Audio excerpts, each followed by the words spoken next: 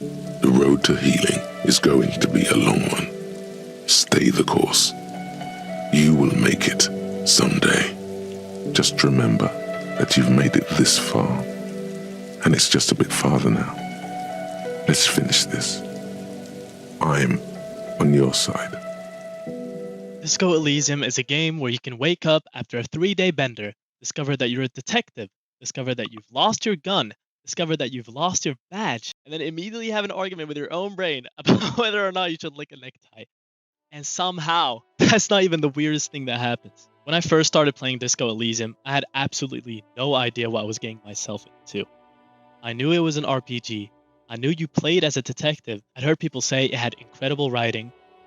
And that's basically where my knowledge ended, which in retrospect was probably for the best, because 5 minutes into this game, I was presented with a choice. Not which weapon do you want, or which class do you want? No. The game asked me whether or not I want to have fucked with someone. It's gonna be one of those games.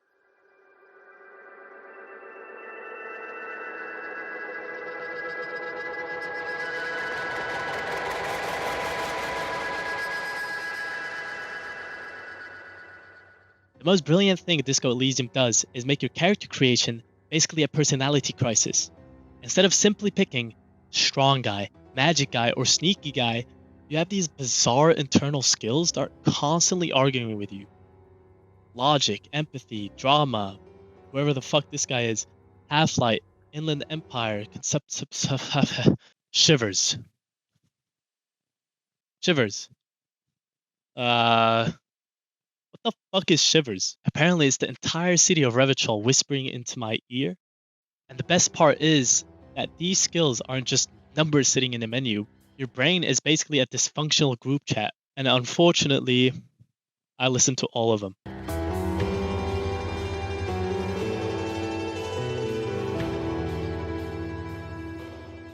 The game tells you that you're a detective. So naturally, I decided to behave like a detective. I went around asking questions, examining evidence, talking to witnesses, trying to piece together the murder. And then I realized something. I was fucking terrible at my job. I couldn't find my gun. I couldn't find my badge. I couldn't remember my own name.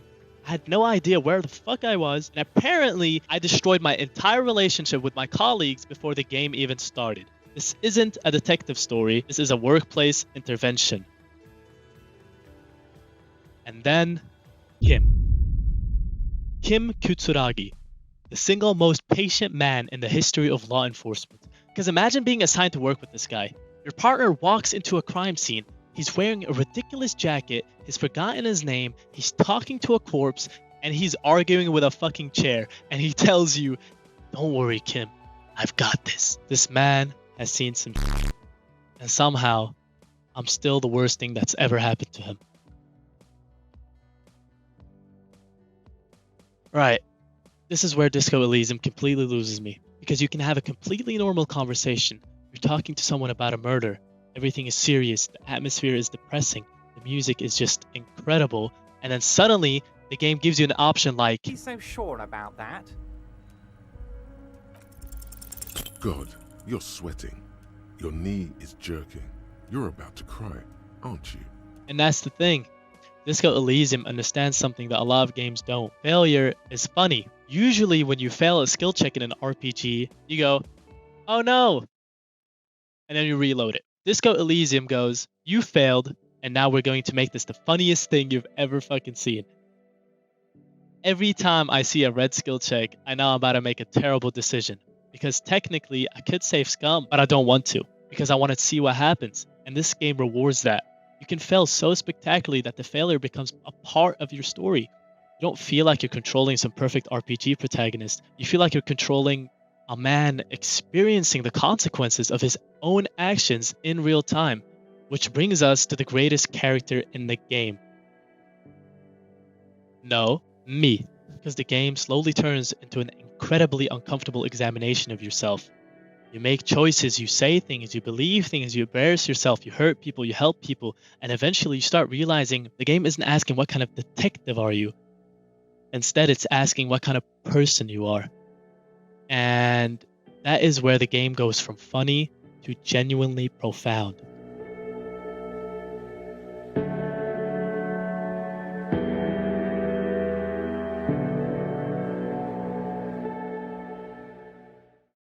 Because underneath all the jokes, Disco Elysium is about a place that has already lost.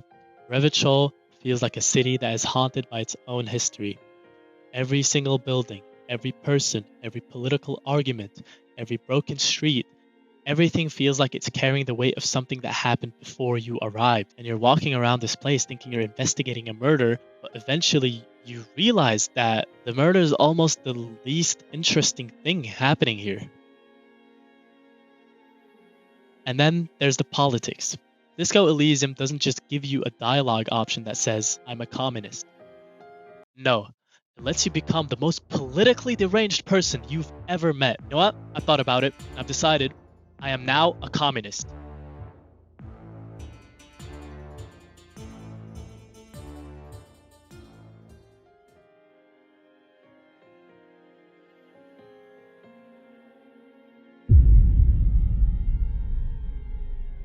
This is probably the thing that surprised me the most.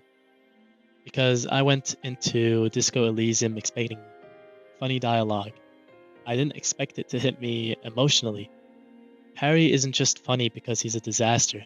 He's funny because he's trying desperately to avoid confronting what happened to him. The amnesia isn't just a convenient RPG mechanic. It's some kind of metaphor, right?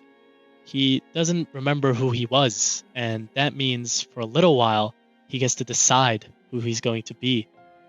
And this resonates with me and a lot of people because I realize that I see myself in Harry. I think everyone has tried or wondered what could have been if their personality was different or if they had different talents than what they have now. And that's just an insane concept for a video game. The game lets you decide whether he becomes better or worse. And then the game casually introduces the Pale. Oh my god. Which is basically where the writers went, alright, we made a political detective RPG. How do we make this shit more insane? Make reality itself slowly disappear.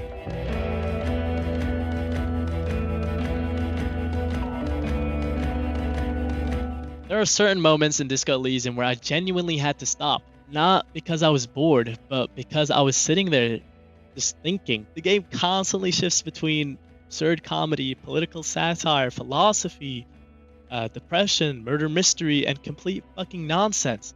And somehow it just works. Most RPGs give you a character, then they give you dialogue options, then they give you a quest.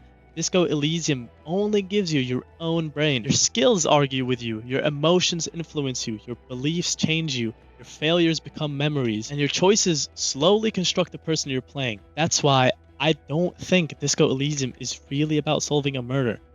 The murder is just an excuse. It's about watching a completely broken person try to figure out whether he can become someone worth being.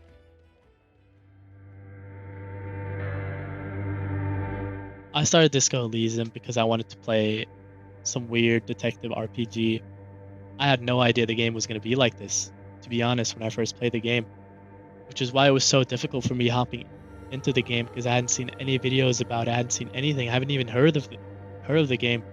The way I got the game, I just searched up detective RPG game on Google, and this was the first thing that popped up. So I decided, let me buy it. It has a lot of good reviews, and let me try it out. And I definitely did expect good writing. I expected funny dialogue, but I didn't expect to spend hours thinking about politics, identity, addiction, grief, failure, history, ideology, and whether my detective was secretly being controlled by his own fucking tie. The game is stupid. The game, it's depressing, it's hilarious, it's pretentious, beautiful, confusing, and sometimes it's completely fucking insane. And that's exactly why I love it so much. Because most games want you to feel like a hero. This game doesn't. It lets you be a failure. It lets you be a liar, an addict, an idiot, a genius, a communist, a fascist, a centrist, a superstar, a detective, a man who lost everything. And then it asks you a simple question. What are you going to do now? And honestly, I have no fucking idea.